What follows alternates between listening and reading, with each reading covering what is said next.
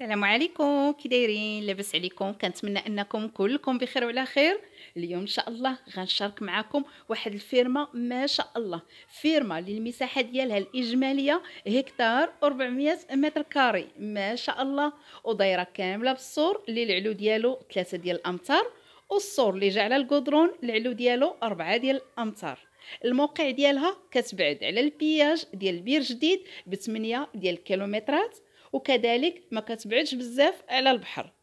هاد الفيرما مسجله ومحفظه، وكاين فيها جوج بيار، كاين فيها مسبح كبير وكذلك جاكوزي، وفيها ما شاء الله واحد الفيلا مازال جديده يلا تبنات للمساحه ديالها 470 متر كاري.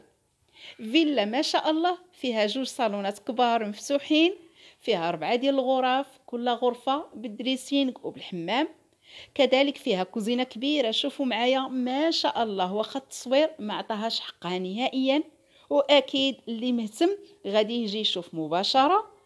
كيتواجد فيها كذلك بيت ديال المساعده وبيت الخزين. بالنسبه للارضيه، ارضيه بالرخام والنوافذ دوبل فيتر.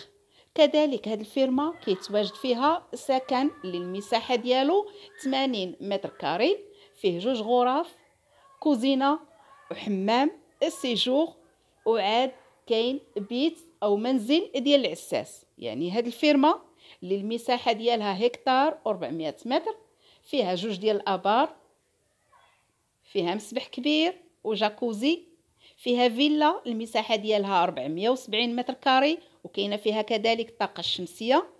كيتواجد فيها سكن للمساحه ديالو 80 متر كاري، وعاد سكن ديال العساس.